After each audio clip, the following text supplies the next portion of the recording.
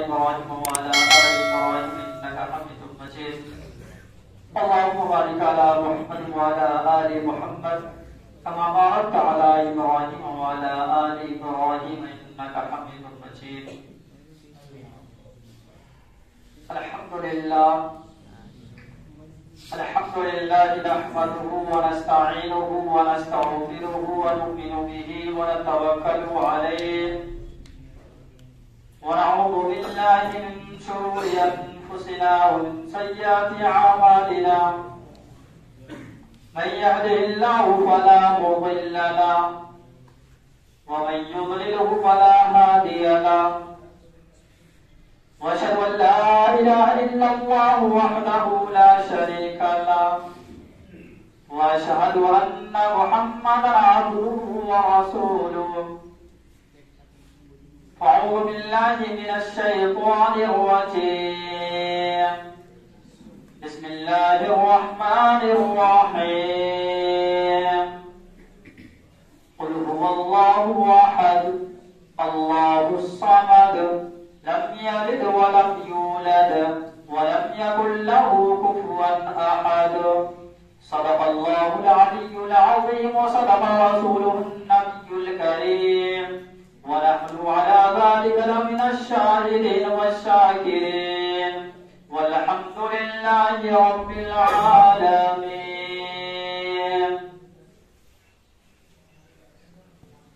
میرے محترم بزرگوں اور معزز سامعین کرام اور حاضرین جمعہ،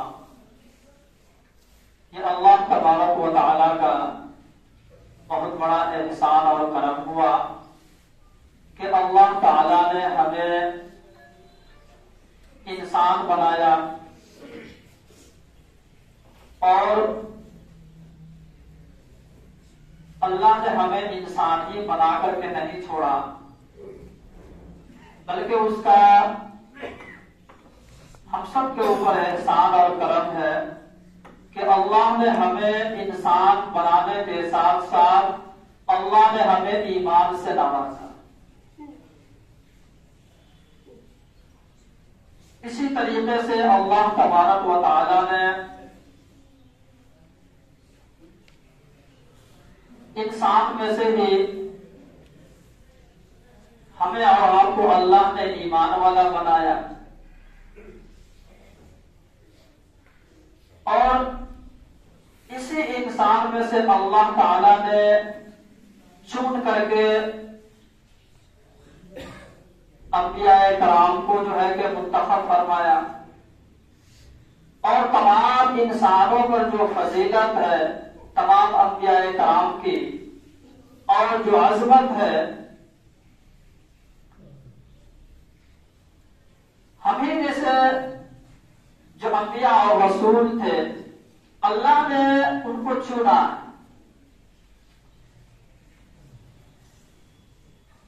تمام انبیاء کرام جس پر اللہ تبارک و تعالی نے احکام نازل فرمایا، ہر انبیاء کرام کا جو فضیلت ہے، ان کا جو مقام ہے، ان سب سے بڑھ کر کے ہم سب کے آقا جناب محمد رسول اللہ صلی اللہ علیہ وسلم کی ذات گرامی ہے، بلکہ ہم سب کا عقیدہ ہے کہ آسمان سے نیچے اور زمین کے اوپر اللہ تبارک و تعالیٰ کے مقام کے بعد اگر کسی کا مقام اور مرتبہ ہے تو آقا نامدار جناب محمد رسول اللہ صلی اللہ علیہ وسلم کی ذات گرامی ہے۔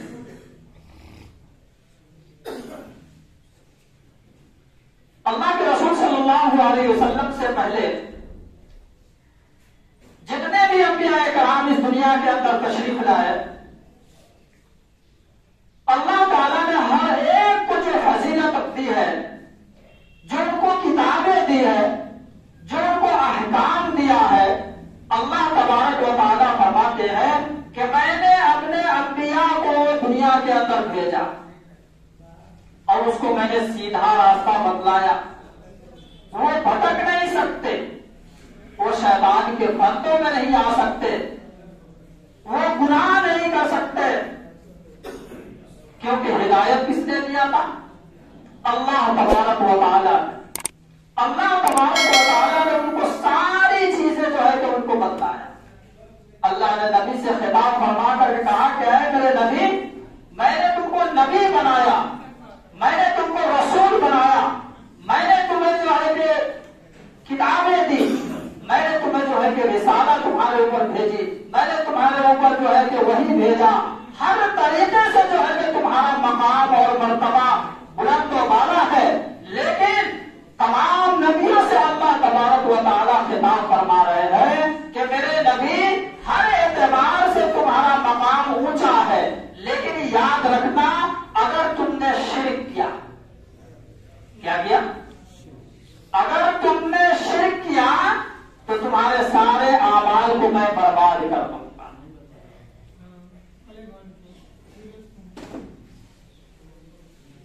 अब ये जितने अंबिया कराम जो इस दुनिया के अंदर आए, नबी ऐसे थे जो हर तरीके से पाक, लेकिन उस नबी को भी अल्लाह तबारक व तआला जो है तंबीह फरमा रहे हैं कि अगर तुमने शिर्क किया तो तुम्हारे सारे आमाल को जो है कि मैं खत्म कर दूंगा। अल्लाह फरमाते हैं अपने बंदों से, चाहे बड़े से बड़ा गुनाहगार हो, जैसा भी गुनाहगार हो, अल्लाह फरमाता है कि मैं रहीम और करीम हूं, मैं अगर चाहूं तो माफ कर दूंगा। लेकिन अगर किसी ने शिर्क किया, लेकिन अगर किसी ने कुफ्र किया, तो अल्लाह ताला का कुरान करीम के अंदर बिल्कुल फैसला हो चुका है। अल्लाह ने बिल्कुल डायरेक्ट फैसला कर दिया है कि अगर किसी ने शिर्क किया या किसी ने कुफ्र किया तो जो है कि ये सीधा जो है कि जहन्नम में जाएगा, इसको मैं माफ नहीं कर सकता। शिर्क और कुफ्र के अलावा जो है अल्लाह जिससे चाहे माफ कर दे, उसकी मर्जी है। वो अगर किसी को माफ करने पर आए तो उससे कोई सवाल नहीं कर सकता है, और अगर वो सजा देने पर भी आ जाए तो उससे कोई सवाल नहीं कर सकता, उससे कोई पूछ नहीं सकता, क्योंकि पूरी कायनात पर हुकूमत किसकी है? सिर्फ एक अल्लाह की है। तो उसी खुदाए वाहिद को जो है हमें और आपको अपने दिल के अंदर बसाना है। अल्लाह तबारक व तआला कुरान करीम के अंदर फरमाते हैं कि मेरे बंदो, जब वक्त आए तो तुम अपनी जानों को लुटा दो, और वक्त पड़े तो तुम अपने माल को भी लुटाओ। हर चीज को जो है कि अल्लाह के रास्ते में तुम जो है कि कुर्बान कर दो। लेकिन अल्लाह तबारक व तआला पूरे कुरान के अंदर उठाइए, अल्लाह ताला कहीं भी नहीं कुरान के अंदर फरमाते हैं कि तुम अपने दिल को लुटा दो। अल्लाह ताला अपने आप से माल की कुर्बानी, जान की कुर्बानी, वक्त की कुर्बानी, हर एतबार से अल्लाह फरमाते हैं कि तुम अपने जानों को लुटाओ, तुम अपने माल को लुटाओ, लेकिन ये नहीं कहा कि तुम अपने दिल को लुटाओ, क्योंकि पूरे जिस्म के अंदर अल्लाह ताला ने जो दिल को बनाया है, उस दिल के अंदर सिर्फ कौन बसता है? वो दिल सिर्फ अल्लाह के लिए है। किसके लिए है? अल्लाह के लिए है। अल्लाह ताला जो है उस दिल के अंदर जो है ना अपना घर बसाते हैं। तो आज हम और गौर करें कि हमारा जो दिल है, इस दिल के अंदर हमने कितना फीसद अल्लाह को बसाया है, और कितने जो है कितना फीसद जो है ना हमने दुनियादारी को बसाया है।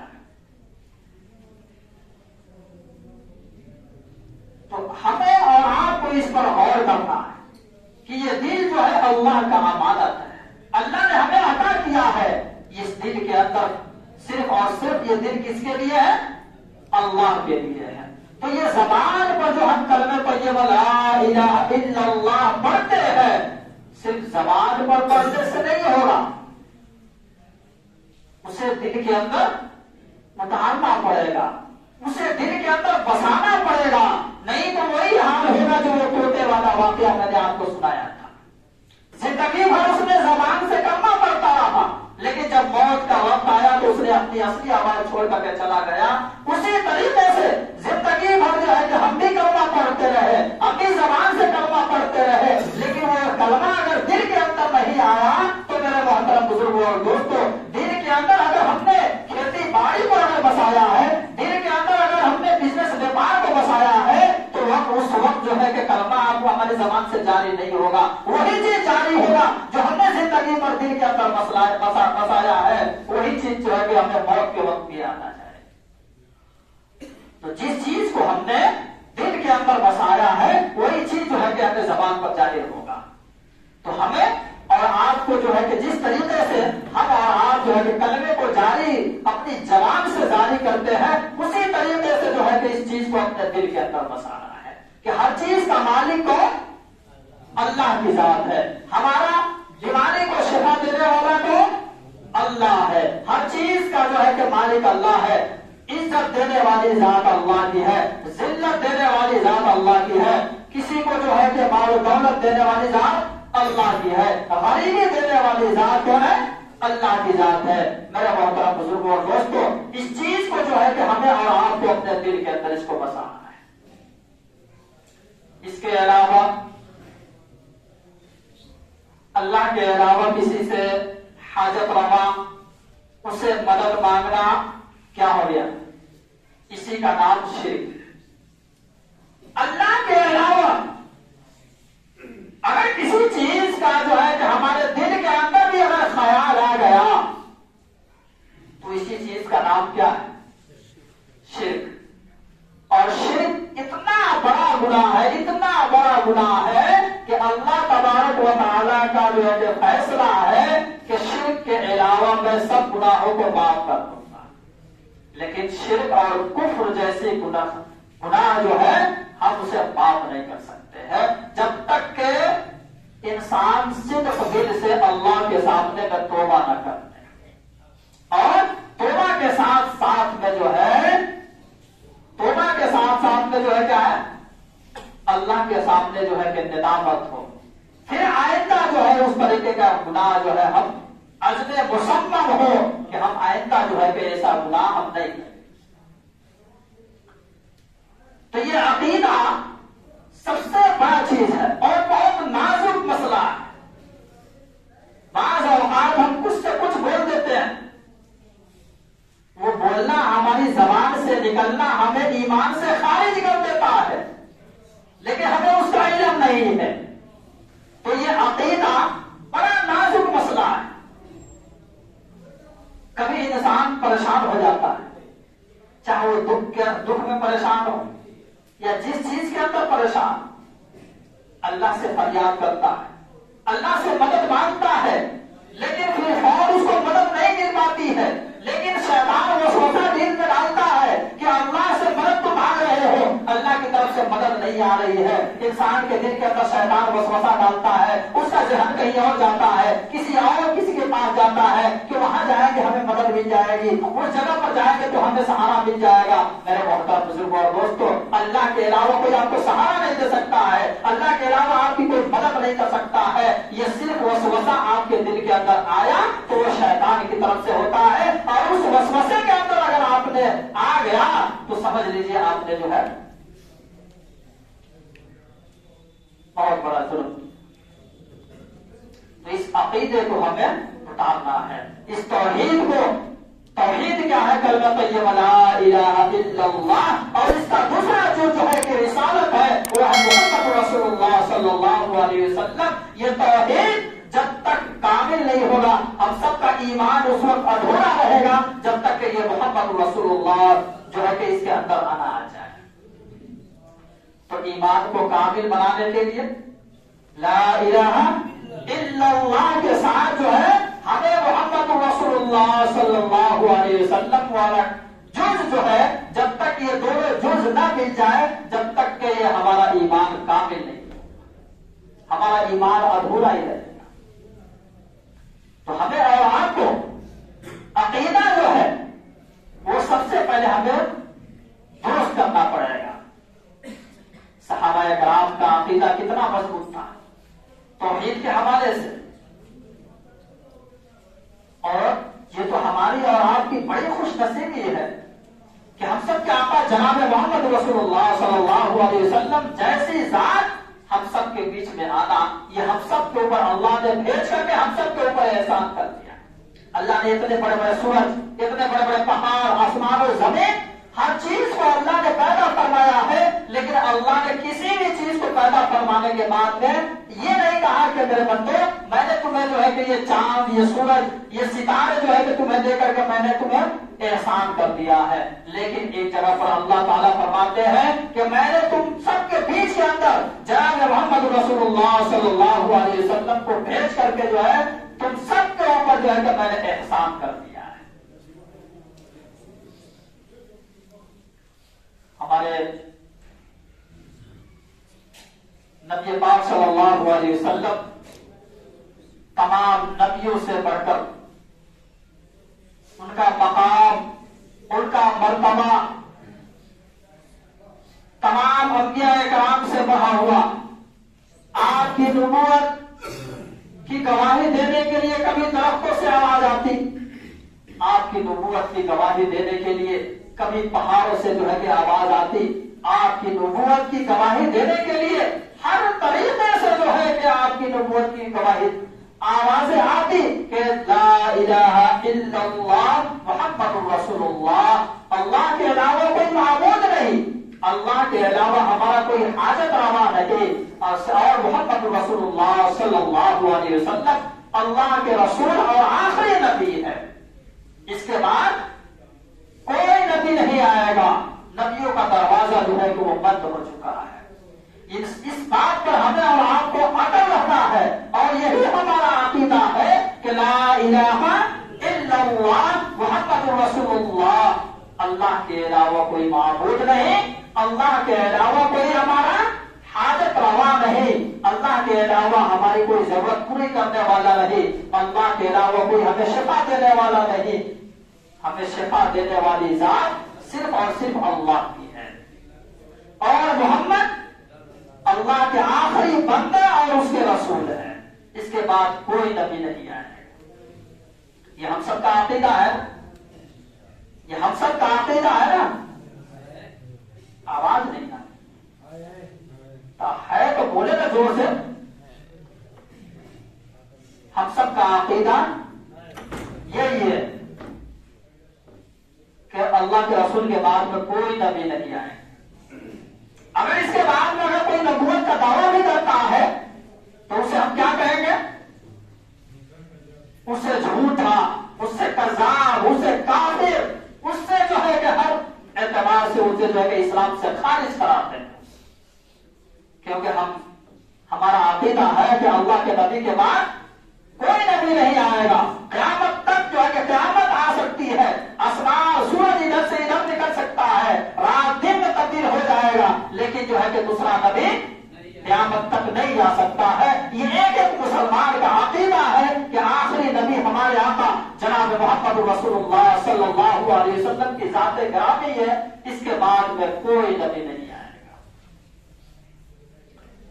تو یہ عقیدہ ہم سب کو رکھنا پڑے گا، اپنے بال بچوں کو سکھانا پڑے گا، اپنے بال بچوں کو بتلانا پڑے گا، اپنے بیوی بچوں کو بتلانا پڑے گا. یہ عقیدہ جو ہے ہمارا درست ہونا پڑے گا، جب جا کر کے ہمارا باقی اعمال صحیح ہوگا. جب عقائد میں اگر گڑبڑی آ گئی تو باقی اعمال بھی ویسے ہے. حضرت جابر رضی اللہ تعالیٰ عنہ، مشکات شریف کی روایت ہے، اللہ کے رسول صلی اللہ علیہ وسلم حضرت جابر کے ساتھ سفر کر رہے تھے. راستے میں آپ کو ایک درخت دیکھا، اس درخت کے قریب میں آپ صلی اللہ علیہ وسلم جا رہے تھے. ایک شکاری جو ہے کہ وہ ہرنی کو مار دیا ہوا تھا اس درخت سے. اللہ کے رسول جو ہے کہ اس ہرنی کی طرف نظر کیے اور آپ جو ہے کہ اس ہرنی کی طرف چل دیے. جب اس ہرنی کے قریب قریب آپ جا رہے تھے اور وہ ہرنی بھی آپ صلی اللہ علیہ وسلم کو دیکھ کر کے اپنی قدم بڑھا رہی تھی. حضرت جابر آپ کے ساتھ میں تھے. آپ جیسے اس ہرنی کے قریب میں گئے آپ کی آنکھوں سے آنسو جاری ہو گیا. وہ ہرنی بھی رو رہی تھی. حضرت جابر رضی اللہ تعالیٰ عنہ فرماتے ہیں کہ مجھے یہ منظر سمجھ میں نہیں آیا کہ اللہ کے رسول صلی اللہ علیہ وسلم کی آنکھوں سے آنسو جاری، اس طرح ہرنی بھی رو رہی ہے.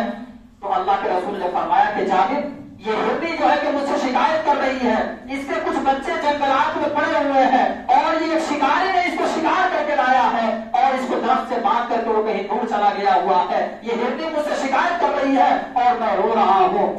جابر، اس ہرنی کو جو ہے کہ کھول دو. حضرت جابر رضی اللہ تعالیٰ عنہ نے کہا کہ اگر میں اس ہرنی کو کھول دوں، یہ ایک چھلانگ لگائے گی، بھاگ جائے گی، وہ شکاری آئے گا اور شکاری آنے کے بعد پھر وہ ہرنی تلاش کرے گا اور مجھ سے مانگے گا تو میں کہاں سے ہرنی لاؤں گا. لیکن وہ ہرنی کہنے لگی کہ مجھے کھول دو، میرے کچھ بچے پیاسے ہیں، دودھ ان کو پلانا ہے اور میں جا کر کے دودھ پلا کر کے پھر میں واپس آ جاؤں گی. تو وہ حضرت جابر نے کہا کہ ایسا بھی کہیں ہوتا ہے کہ ایک جانور جو ہے کہ کسی پنجرے میں بند ہو اور اس کو کھولنے کے بعد پھر واپس آ جائے؟ ایسا کیا؟ ناممکن ہے. حضرت جابر نے فرمایا کہ اللہ کے رسول کا حکم ہے، میں اس ہرنی کو کھول دیا. کھلنے کے بعد میں وہ ہرنی گئی اپنے بچے کے پاس اور حضرت جابر جو ہے کہ اس ہرنی کے پیچھے پیچھے گئے. دیکھا کہ ایک جھاڑی کے اندر اس کے بچے پڑے ہوئے تھے اور اس بچے کو جو ہے کہ وہ ہرنی جو ہے نا دودھ پلانا شروع کر دی. جب وہ دودھ پلا کر کے فارغ ہوئی، پھر جو ہے کہ اللہ کے رسول صلی اللہ علیہ وسلم کی طرف وہ ہرنی واپس آنے لگی. آ کر کے جو ہے کہ وہ ہرنی اللہ کا شکر ادا فرمائی اور وہاں کھڑی ہو گئی. حضرت جابر، اللہ کے رسول صلی اللہ علیہ وسلم نے فرمایا کہ جابر، اس ہرنی کو جیسے بندھی ہوئی تھی ویسے ہی جو بات باندھنے کے بعد میں جو ہے کہ وہ اللہ کے رسول وہیں بیٹھ گئے. اور بیٹھنے کے بعد میں حضرت جابر رضی اللہ تعالیٰ عنہ فرماتے ہیں کہ اللہ کے رسول، ہم جنگلات کے اندر بیٹھے ہوئے ہیں، ہم یہاں پہ کیا کریں گے، اس لیے ہم لوگ گھر چلتے ہیں. اللہ کے رسول صلی اللہ علیہ وسلم نے فرمایا کہ جابر، یہ ہرنی کا مسئلہ جب تک کہ حل نہ ہو جائے، یہ محمد رسول اللہ صلی اللہ علیہ وسلم ایک قدم بھی آگے نہیں بڑھ سکتا ہے. میرے محترم بزرگ اور دوستو، اللہ کے رسول اتنے رحیم اور کریم ذات ہے کہ ایک جانور کی تکلیف انہیں برداشت نہیں ہے. ہم بھی عقیدہ رکھیں کہ اللہ کے رسول صلی اللہ علیہ وسلم کل قیامت کے دن ایک امتی جو ہے کہ جنت کے اندر چلا نہ جائے، اس وقت جو ہے کہ ہمارے نبی پاک صلی اللہ علیہ وسلم فرمائیں گے کہ یہ محمد رسول اللہ اس وقت جو ہے کہ جنت میں داخل نہیں ہوگا جب تک کہ میرا ایک امتی جو ہے کہ جنت کے اندر نہ چلا جائے. سفارش کریں گے نا اللہ کے رسول؟ کریں گے نا؟ کیوں؟ مسجد سے ہم دور رہیں گے تو ہو جائے گی سفارش. آج ہمارا لباس ہر اعتبار سے ہم اللہ کے رسول سے دوری اختیار کر رہے ہیں، لیکن امید لگا رکھتے ہیں کہاں؟ جنت کا. جنت پہ جائیں گے، جنت بہت دور ہے، لیکن مسلمانوں کے لیے بڑا آسان لفظ ہے کہ جنت پہ جائیں گے. جنت اتنا آسان لفظ نہیں، بڑا مشکل ہے. تھوڑی سی دھوپ کی گرمی برداشت نہیں، ماچس کی تلی برداشت نہیں، تو جہنم کی آگ ہم برداشت کر پائیں گے؟ نہیں کر پائیں گے. تو ہمیں جنت پانے کے لیے کیا کرنا پڑے گا؟ اللہ اور اس کے رسول کے طریقے پر اپنے زندگی کو وقف کرنا پڑے گا. اپنے آپ کو اللہ کے رسول صلی اللہ علیہ وسلم کی زندگی کو اپنے زندگی کے اندر لانا پڑے گا.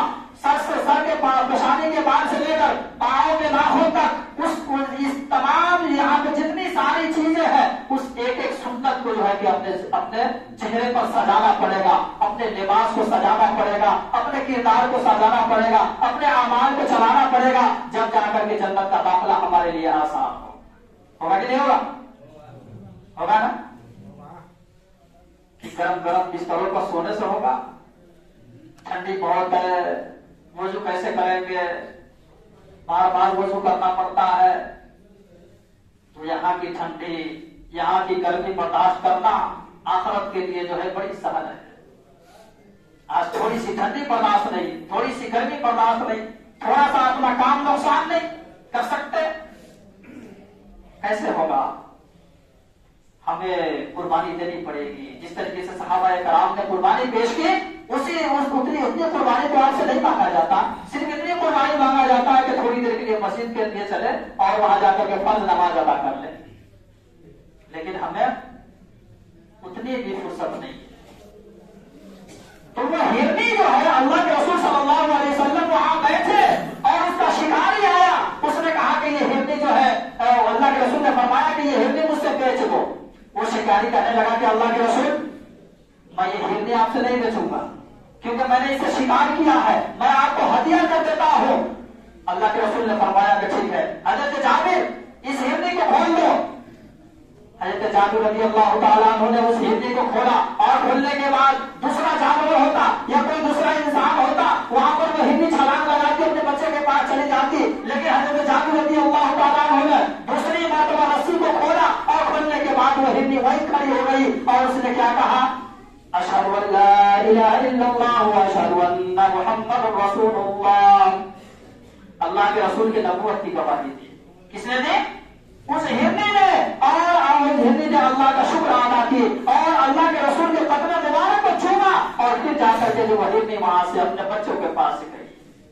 تو اللہ کے رسول کی عظمت وہ مقام جو دوسرے انبیاء کرام کا نہیں ہے, جو ہمیں اور آپ کے نبی جناب محمد رسول اللہ صلی اللہ علیہ وسلم کو جو عطا کیا گیا ہے, یہ ہم سب کے اوپر احسان ہے اور ہم سب اس چیز کو غنیمت سمجھے. اور جو کچھ اللہ کے رسول نے جو ہمیں بتلا کر کے چلے گئے اس کو ہم سب عمل کرنے والے بنے. کیونکہ جانوروں کو معلوم ہے کہ آخری نبی ہے, درختوں کو معلوم ہے کہ آخری نبی ہے, چرند پرندوں کو معلوم ہے کہ آخری نبی ہے, پہاڑوں کو معلوم ہے کہ آخری نبی ہے, ہر ذرات کو معلوم ہے کہ آخری نبی ہے. لیکن ہم مسلمان ہو کر کے ہمیں معلوم نہیں ہے کہ ہمارے نبی پاک صلی اللہ علیہ وسلم کے آخری نبی ہونے کا کیا ہے. ان کا نام بھی ہمیں صحیح معلوم نہیں ہے, ان کے والد محترم کا نام معلوم نہیں ہے, ان کی امی کا بھی نام معلوم نہیں ہے. لیکن اپنے آپ کو کیا ظاہر کرتے ہیں؟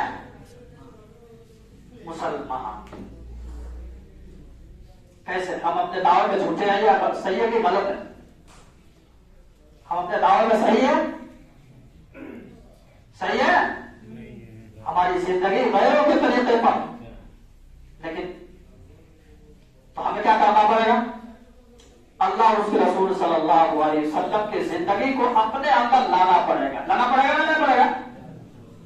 لانا پڑے گا نا انشاءاللہ. ہم سب محبت کریں گے نا انشاءاللہ اور کرتے رہیں گے, کرتے تھے کرتے رہیں گے تا قیامت. کریں گے انشاءاللہ. کیونکہ اگر ہماری زندگی ہٹ کر کے چلی تو دنیا بھی ناکام اور آخرت بھی ناکام. تو اللہ تعالیٰ سے دعا کرے کہ اللہ تعالیٰ ہمیں اور آپ کو اللہ کے رسول نے جو طریقہ بتلایا ہے اس تمام طریقے کو جو ہے کہ اپنے زندگی کے اندر جو ہے کہ لانے کی توفیق عطا فرمائے. وہ آخری